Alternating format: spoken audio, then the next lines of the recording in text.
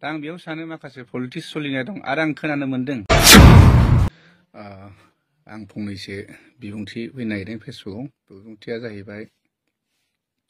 दा जोंनि सोलिबाय थानाय बिसानि 6 एवार्ड फांसननि सोमोन्दै दा बाथ्राया जाहैबाय आं जुरि मेम्बारनि सायावसो बेखौसो फंनैसो बुंनो सानदों बेयाव माबाफोर गोरोन्थि जायोब्ला निमाहा मोनगोन आं सानदों दा बाथ्राया जाहैबाय जोङो बेयाव मोननै केटेगरिनि जा सिनेमा नायदों खिन्थु मोननै केटेगरिखौबो जयैनो मोनसेयावनो नायनाय जादों बाथ्राया जाहैबाय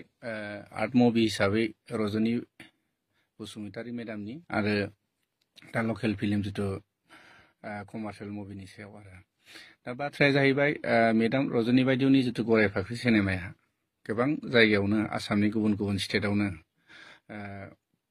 गोबां केटेगरियावनो एवार्ड मोनबोनाय सिनेमा दा बे सिनेमाया जोंनि नैबे लकेल जिथु एवार्ड फांसनावहाय मा हिसाबै बे कम्पिटिसन नांगोन जा आर्ट फिल्मखौ हिसाबै एक्सट्रा नायनांगौमोन आरो कमार्शियेलखौ नायनांगौमोन दा जयैसो नायनाय हिसाबै दा मेडामनो जिथु बेस्ट फिल्म बा बेस्ट डाइरेक्टर जुदि मोनाब्ला मेडामखौथ' लासिं सिं खालायनाय जागोन जों जिथु जोंनि बिसानिफ्राय आरो दा आं बेखौ बुंनो सानाखै खिन्थु नंगौ पार्टिसिपेट हिसाबै रजनी मेडामाबो खालायनो हायो खिन्थु आर्ट मुभि हिसाबै बेखौ बेलेग एक्सट्रा केटेगरि नायनांगौमोन आरो कमार्शियेल हिसाबै माखासे जोंनि लकेल सिनेमाफोरखौ नायनांगौमोन दा बिथाङा जाय सिनेमायानाखि गोबां आसामनि स्टेटनि बाहेरायावहायनो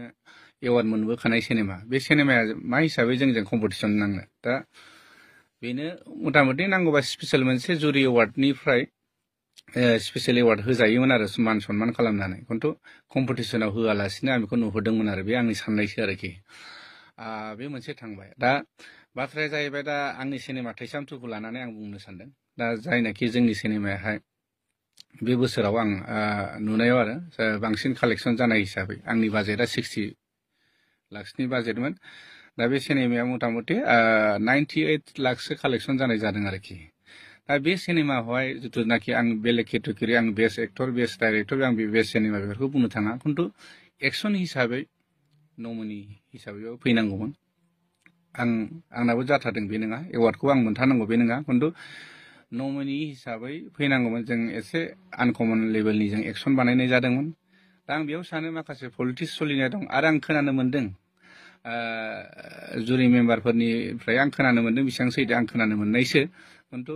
आंनि सिनेमाया कपि हिसाबै बे कपि हिसाबै आंनि सिनेमाखौ एवार्ड बा नमिनि होआ होनदों खिन्थु बाथ्राया बिदि बे नंद्राया जानो हागौ खिन्थु खोनानो मोननायाव आरो खिन्थु आं बेखौल' बुंनो सानदों जे जुदि कपि सिनेमाब्ला बेस्ट सिंगार जिथु नमिनेट होदों बेस्ट मेकआप होदों आरो बेस्ट मिउजिक जिथु डाइरेक्सननि जुदि नमिनि होदों बे बोरै फैनो मोनखो दा बाथ्राया आं खोनानो मोनदों जयन्त नार्जारी बिथांखौ आं डाइरेक्ट बुंखायो जेथियानाखि आंनि मुभिया रिलिज जादोंमोन अब्ला सानसोराङा गावनि फेसबुक पेजाव मोनसे पस्ट होदोंमोन बेयावनो आंनि सिनेमाखौ बियो इनस्टल खालायखादों आरो जयन्त नार्जारीयाबो अब्ला बिथाङा दिनै प्रेजेन्ट एक्टिभ जुदि आर्टिस्ट मानसिया मा हिसाबै जुरि मेम्बाराव थानो मोनखो दा गावनिनो मोननै मोनथाम सिनेमा दं जिथु बे एक्टिभ हिसाबै बे बोसोरनि बा थांनाय बोसोरनि सिनेमायाव दा बे सिनेमायावबो थानाय हिसाबै एक्टिभ माने जिथु प्रेजेन्ट जिथु आर्टिस्ट हिसाबै बिथाङा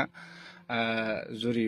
बर्डआव थानो मोनामोन आंनि नुनायाव आरो मालाया मा सानो खिन्थु आं बेखौ मोजां मोनाखै जेब्लानाखि आं बेखौनो आंनो बेनो लास्ट आं माने बड'सेनि आर्टिस्ट एस'सियेसननि आं एवार्ड फांसनाव आंनि मुभिखौ आंनो बेनो लास्ट आरो नेक्स्ट बाराव आंनि सिनेमा जेसेबां ओंखारदोंबाबो आं हरा आरोखि बे आंनि जिथुनाखि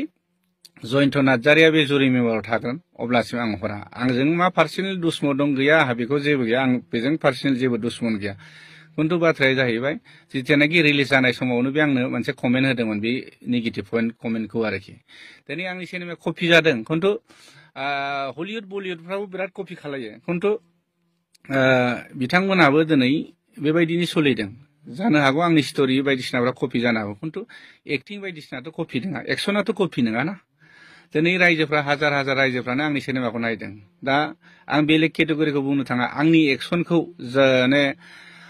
जोंनि आसामनि बा अल आसाम बा अल बड' जोंनि जेसेबां बर'फ्रानो आंनि सिनेमाखौ अनसायदों बे हिसाबै आंनि सिनेमायाबो कालेक्सन जादों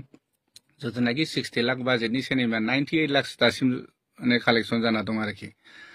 ओंखायनो आं बेखौ बारा मोजां मोनाखै आरो बिथाङा जुरि मेम्बाराव थानायखौ आं मोजां मोनाखै जेब्लासिम माने बे जुरि मेम्बाराव थागोन बिथां जयन्त नार्जारिया अब्लासिम आं सिनेमाखौ आङो बिसानो आङो एवार्ड फांसनाव हराबो खिन्थु बेनो आं बिसानि सार्टिफिकेटखौ लागोन आं बिसाखौ फोथायो खिन्थु माखासे जोंनि जुरि मेम्बारफोरा पलिटिक्सखौ आं नुनो मोनदों बयबो बिथांमोनानो गोबां जोंनि आर्टिस्ट बा जोंनि प्रडिउसार डाइरेक्टरफ्राबो गोबां रायलायदों दिनै बुंनो हायैयावसो बुङाखै आं दिनै फकासाव बुंदों बेयाव जुदि माबाफोर गोरोन्थि जादोंब्ला आं निमाहा मोनगोन होनना सानदों खिन्थु लिगेलि थांनांगौ बे आरोखि ओंखायनो बिथाङा आंनि सिनेमाखौ कपि सपि नाया होनदों नाया होनदोंब्ला जेबो नङामोन एलाव होनाङोमोन आंनिफ्राय फैसाबो लानाङामोन एवार्ड फांसननि नामाव जोङो जिथुनाखि सार्टिफिकेटनि नामाव जोङो 3000 करि हिसाबै हरो हिसाबै मानो होनब्ला गोनांथि जायोब्लाथ' जोङो बिसानि जों सार्टिफिकेटखौ लानो गोनां गैखायामोन मानो होनब्ला जों बिसानि सार्टिफिकेटखौ लानानै आङो दिनै सिनेमा हलावबो सोलिनो हाखाया अब्लाबो जोंहा मोनसे जोंनि फिल्म इन्डास्ट्रियावहाय लकेल हिसाबै बिसानि जोंहा नेमखान्थि लानाय हिसाबै जोङो मा सार्टिफिकेटखौ लानो गोनां हिसाबै जोंबो लायो सनमान खालायो जों बिसानि जोंबो सासे आर्टिस्ट जोंबो माने बिसानिनो मोनसे फेमिलि हिसाबै खिन्थु जों बे बिसानि सार्टिफिकेटखौ लानानै जोङो